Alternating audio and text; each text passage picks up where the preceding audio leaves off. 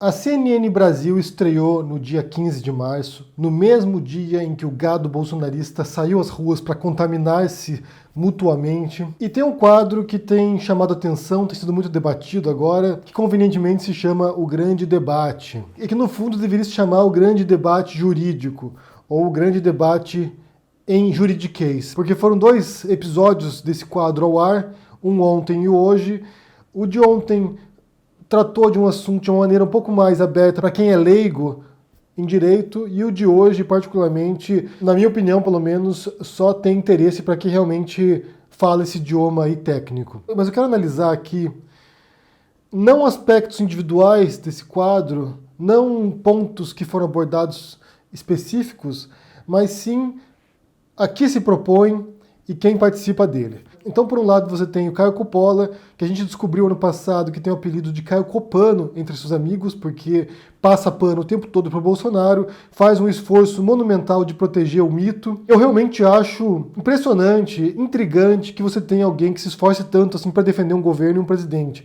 Para mim, isso é intrigante, isso já era intrigante antes e é intrigante hoje com o Bolsonaro, que é uma figura complicadíssima, e vocês sabem por quê. E do outro lado, você tem a Gabriela Prioli, que não era um nome conhecido, muita gente não sabia quem era, ao contrário do Caio Coppola, que fez fama na Jovem Pan com seus comentários rasos sobre um monte de assuntos.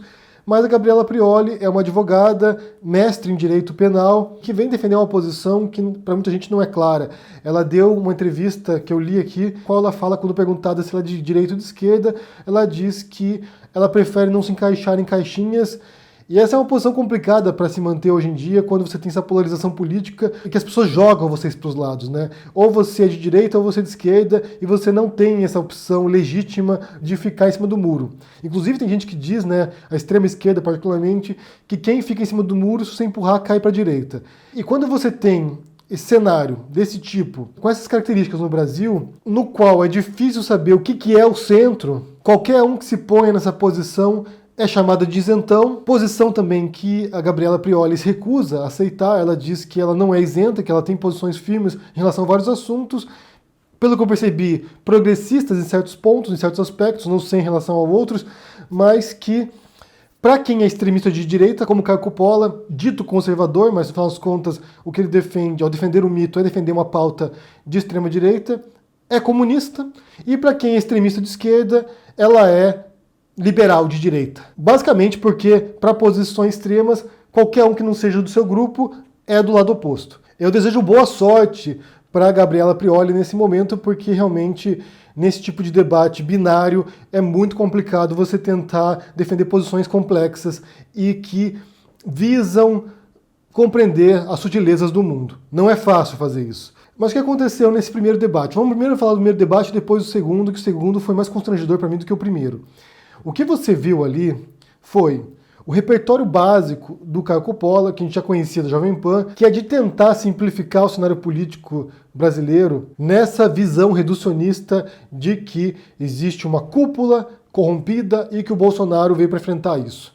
É basicamente a posição dos bolsonaristas, que o Bolsonaro apresenta uma postura antissistêmica, de ruptura com o sistema corrupto, e que ele vai mudar tudo. Na prática, a gente sabe que não é bem assim, bem longe disso, na verdade, e tanto no Congresso você encontra pessoas honestas, dispostas a apresentar uma visão positiva para o Brasil, e corruptos, obviamente, e que o Bolsonaro não é tão antissistêmico assim quanto os bolsonaristas querem acreditar. Você tem um sujeito que ficou 30 anos no parlamento, botou todos os filhos dele praticamente lá dentro, enriqueceram assim, ou seja, se tem alguém que mamou nas tetas do Estado durante a vida inteira, foi o Bolsonaro e seus filhos. Então, de antissistêmico, o Bolsonaro não tem nada. Ele não veio romper com nada. Se ele veio romper com alguma coisa, é com o sistema republicano e com o jogo democrático. Pois é isso que ele sempre defendeu. Rupturas democráticas, golpes de Estado, regimes ditatoriais de direita e torturadores como o Ustra. E a gente viu táticas habituais do Caio Coppola também. Por exemplo, pôr a culpa no PT, que é uma tática bolsonarista da cartilha Olavo bolsonarista. Jogar a culpa no PT. Se tem sistema no Brasil, a culpa é do PT. A culpa não é de um sistema que é altamente excludente, que privilegia essa corrupção, muitas vezes. A culpa é do monstro PT. E isso foi muito conveniente no jogo político eleitoreiro do Bolsonaro. É sempre jogar a culpa para os outros. E agora, após um ano e pouco, um ano e 3 meses de governo Bolsonaro, com essa crise, com essa pandemia chegando no Brasil, como eu disse ontem, ele não terá mais essa opção de ficar botando a culpa nos outros. Agora ele vai ter que lidar com a própria incompetência, com a própria incapacidade dele de gerir crises, ou mais do que isso, o próprio talento dele de criar crises voluntárias, espontâneas, que surgem do nada quando ele abre aquela boca para vomitar absurdos. Bem, o debate ele entra em alguns aspectos técnicos, em projetos de lei, com questões que são mais específicas e técnicas que para muitos brasileiros não quer dizer nada. Mas você logo percebe um abismo que existe de formação mesmo, possivelmente profissional também, da carreira jurídica da Gabriela Prioli e o Caio Coppola. O Caio Coppola não é advogado, embora seja formado em Direito, ela é advogada formada, mestre em Direito Penal, que atuou em escritório de advocacia, então ela tem uma experiência jurídica diferente do Caio Coppola, que na verdade foi marqueteiro de político, tem mais experiência em marketing político e pessoal do que de fato na carreira jurídica. E esse é um aspecto que a Gabriela repete ao longo do primeiro debate, do segundo debate, quando ela se diz frustrada que ela achava que o debate seria mais equivalente, né? Tivesse um pouquinho mais de profundidade do que ela encontrou ali. O que já era de se imaginar, na verdade. Eu aqui já fiz vários vídeos confrontando besteiras e absurdos ditos pelo Caio Coppola, mas mais na minha seara que na filosofia, em questões políticas. Porque quando se trata de juridiquês mesmo, não é a minha praia. Outras pessoas fizeram isso. O Dead Consenso, por exemplo, veio aqui falar sobre esse assunto, expôs as fragilidades daquilo que o Caio Coppola diz na parte jurídica. E pelo que entendi, nesse quadro da CNN, será o que vai acontecer. É uma advogada tendo que mostrar que aquilo que o Caio Coppola diz não é exatamente aquilo que no mundo real da prática jurídica é outra coisa. Tem um ponto importante aqui que eu já mencionei várias vezes, quem acompanha o canal aqui já viu falando várias vezes sobre isso, que é o objetivo de um debate. Para que serve um debate?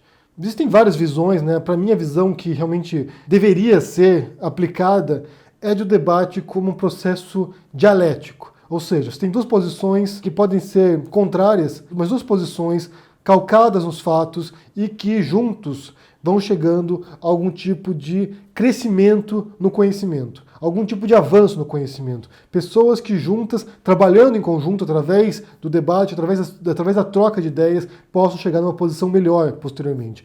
Não é isso que a gente vê nos debates, via de regra. Na verdade, o que você vê nos debates é aquilo que é chamado de erística, que é quase um pugilismo intelectual. Você tem duas posições contrárias e as pessoas querem provar que elas estão certas e quem vai vencer no final. Geralmente quem decide isso, quem decide o vitorioso é o público, é a galera. Então você aí vai assistir esse debate e você vai julgar no final. E é o formato desse programa, na verdade, que é um pugilismo intelectual. Duas pessoas confrontando posições e ideias e ver quem venceu. E ontem, claramente, obviamente, quem venceu esse pugilismo intelectual foi a Gabriela Prioli. E tem um ponto específico aqui que você percebe que ela dá o checkmate ali, que ela viu a brecha, que é em 14 minutos e 58, quando ela dá um sorrisinho aqui, você percebe que ela pega ali o erro do Caio Coppola, que ele defende a postura de que o governo estava lutando contra a chantagem do Congresso, quando na verdade ela vai lá e apresenta essa informação.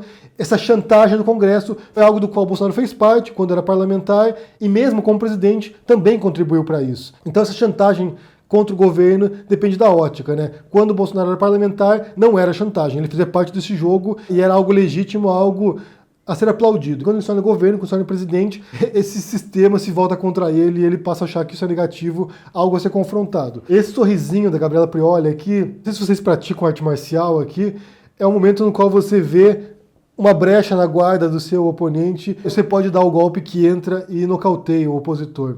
Ou no xadrez, tem um termo que é em inglês, não sei como fala em português, que é blunder, quando você vê o seu opositor, seu adversário cometendo um erro tosco, que abre a defesa dele e que você pode avançar e conquistar posições. Então o Caio Coppola ele vai lá e comete um blunder no xadrez, que é um erro tosco mesmo, de não corresponder à realidade, não corresponder àquilo que aconteceu. Quando você tem a resposta da Gabriela Prioli, e para mim foi mais interessante observar a linguagem corporal deles, o modo como eles estavam reagindo, e as caras da Gabriela Prioli, em 19 minutos e 7 você tem aqui o desespero do Caio. Quando a Gabriela vai lá e expõe o erro dele, né, essa falha de correspondência com o mundo real, ele engolindo a seco. Você vê assim, esse é o momento no qual você vê que ele perdeu o debate. pensando nesse debate como erística, como uma vitória sobre o outro. Então, nesse primeiro debate, a Gabriela não apenas venceu o Caio Coppola, como triturou, como moeu o Caio. Eu disse ontem no Twitter aqui que se for nesse ritmo, se os outros programas forem nesse ritmo, no final de um mês vão ter que recolher os cacos, vão ter que varrer os cacos do Caio Coppola e jogar no lixo, porque simplesmente foi devastador o primeiro programa. Já no segundo programa, você tem uma outra dinâmica que, como eu disse, foi constrangedora, na verdade. No primeiro programa, o tema era relação entre os poderes. Se havia, de fato, esse embate entre os poderes no Brasil, essa chantagem do Congresso contra o Bolsonaro. O segundo programa, o tema era Lava Jato 6 anos. E aqui eles entram em especificidades técnicas, jurídicas, que, como eu disse, tem pouco interesse para quem não estuda o assunto com profundidade. Mas como eu sei que tem mais bacharel em direito no mundo do que ser humano, eu sei que muita gente vai assistir ali e vai se identificar. Agora, nesse segundo programa, o Caio Coppola, ele utiliza logo de cara uma falácia lógica que é envenenando o poço. Ele diz o seguinte: quem é contra a Lava Jato é vigarista. Essa é uma estratégia retórica muito baixa, até mesmo para o Caio Coppola. Embora ele faça isso constantemente, mas é muito baixa mesmo, porque é você começar o debate já tentando atacar tudo que a Gabriela vai falar. Se ela for contra a Lava Jato, se ela for tentar apresentar qualquer visão mais sutil sobre o processo, sobre essa operação, essa mega operação de combate à corrupção, e que tem vários problemas, obviamente, como a gente viu na denúncia da Vaza Jato pela Intercept, se ela apresentasse sutilezas, ela já estaria contaminada como vigarista. E isso é muito baixo. Isso é muito baixo quando você teria, em tese, um debate respeitando o seu interlocutor. E ele já vem armado, obviamente, por causa do primeiro debate, que ele foi humilhado mesmo.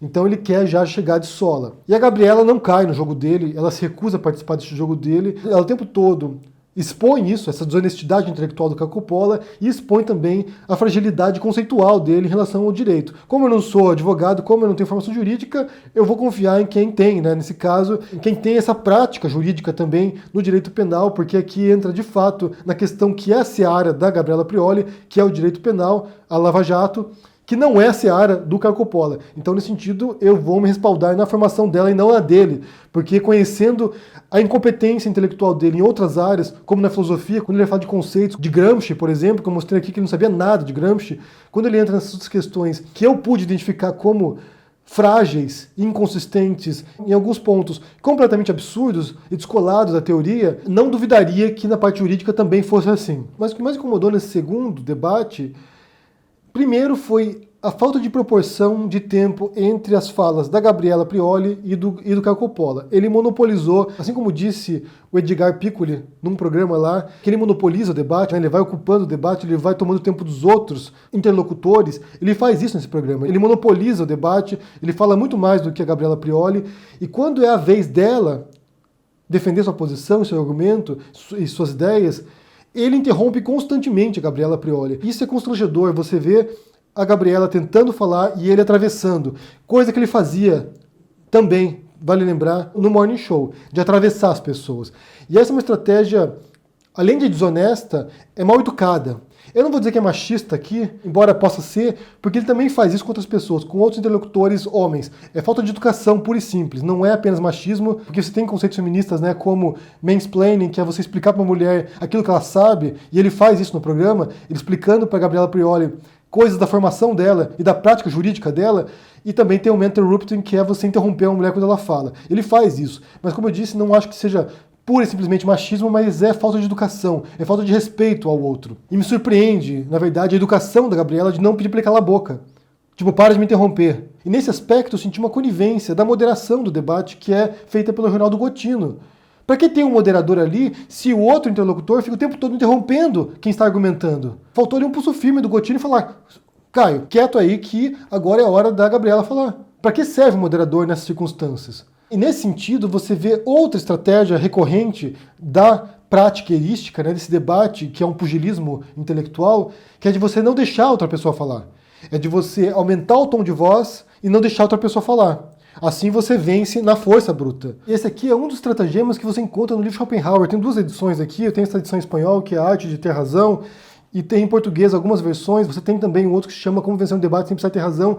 E eu não tenho dúvida nenhuma que o Caio conhece esse livro, Por exemplo, tem um estratagema aqui que se chame mude o curso, interrompa antes da perda certa. Ou seja, você vê o seu interlocutor defendendo uma posição, você vai lá e interrompe, você corta o raciocínio da pessoa para que ela não possa prosseguir te desmontando. E tem um outro ponto também, um outro estratagema, que é provoque o oponente. Ou seja, você vai fazendo ataques diretos ou indiretos ao seu oponente para que ele perca ali a estabilidade emocional e se desconcentre e não consiga defender a sua posição. Então são duas estratégias erísticas isso aqui, são duas estratégias, a gente pode dizer que é desonesta quando se fala de um debate, mas que na prática é utilizada pelas pessoas o tempo todo. O Caio Coppola é um mestre em ser desonesto num debate intelectual. Táticas essas também usadas pelo substituto dele lá no Jovem Pan, que é o Adrilles, que acho que pode vencer debate no grito. Você aumenta o tom de voz, você interrompe a pessoa, você fica o tempo todo atrapalhando o raciocínio, porque assim parece que você, que não foi interrompido, é um grande articulador intelectual e o outro que o tempo todo está sendo atrapalhado, não consegue finalizar um pensamento. Para evitar esse tipo de cena constrangedora, o mínimo que você poderia esperar ali é que o moderador atue como moderador de fato e ponha o Caio Coppola no lugar dele. Espera aí, deixe que o seu interlocutor trabalhe e conclua o pensamento dele. Então, para concluir aqui, no primeiro debate, você tem uma vitória clara, pensando nessas lógicas de um debate como vitorioso ou perdedor, uma vitória clara e esmagadora da Gabriela Prioli. Ela realmente humilhou, foi humilhante ali para o Caio Coppola no primeiro. E no segundo, eu diria que o Caio venceu, não porque ele tinha o melhor argumento, não porque ele defendeu as melhores ideias, pelo contrário, você vê ali, de acordo com a posição da Gabriela, ela expondo como funciona o processo penal, você vê que o Caio Coppola tem pouca compreensão e pouca experiência nesse campo, mas sim porque ele foi lá e cagou no tabuleiro. É como lá o jogo de xadrez com a pomba. A pomba vai lá, derruba as peças e caga no tabuleiro e acabou a partida. Foi o que aconteceu. Ele venceu pela força, ele venceu pela interrupção, ele venceu porque não deixou o oponente falar. Basicamente é isso. Alguém que vai lá e monopoliza a fala e não deixa os outros se expressarem. Assim, é muito fácil você dominar um debate. Mas, no final das contas, tomando com base o debate de hoje, que foi sobre a Lava Jato, se esse for o tom futuro, eu acho que eles vão limitar bastante a audiência desse tipo de trocas altamente técnicas, em juridiquês mesmo, que não simplifica para que a gente possa acompanhar. Eu digo a gente aqui no sentido mais amplo, né? Porque dá para entender o que eles falam, embora o jargão jurídico possa ocultar para a gente muitos sentidos. E eu compartilho das expressões faciais da Gabriela Prioli, de desespero, de estar do lado de uma pessoa que fala abobrinhas, querendo se passar de altamente intelectualizado e você ficar ouvindo aquilo ali sem reação. E ela, ao contrário do Caio Coppola, bastante educada, evitou ficar também interrompendo ele quando ele falava merda. Bem, eu quero saber o que vocês pensam sobre isso, se vocês acompanharam esses dois debates, o primeiro de ontem e o de hoje. O que vocês leram nesses debates? O que vocês entenderam do que aconteceu ali? Para mim, o de hoje foi muito mais revelador do que o de ontem, na verdade. Porque a gente sabe que o Caio Coppola é raso, que é muito mais retórica do que conteúdo, no final das contas, mas o de hoje foi bastante revelador por essa interrupção, por esse jogo sujo, de fato, de não deixar a Gabriela falar. Me diga o que vocês pensam aqui, deixa no comentário aqui embaixo, deixa o joinha, assine o canal, ajude no apoia e a gente se vê por aí. Abraço e até mais. Tchau.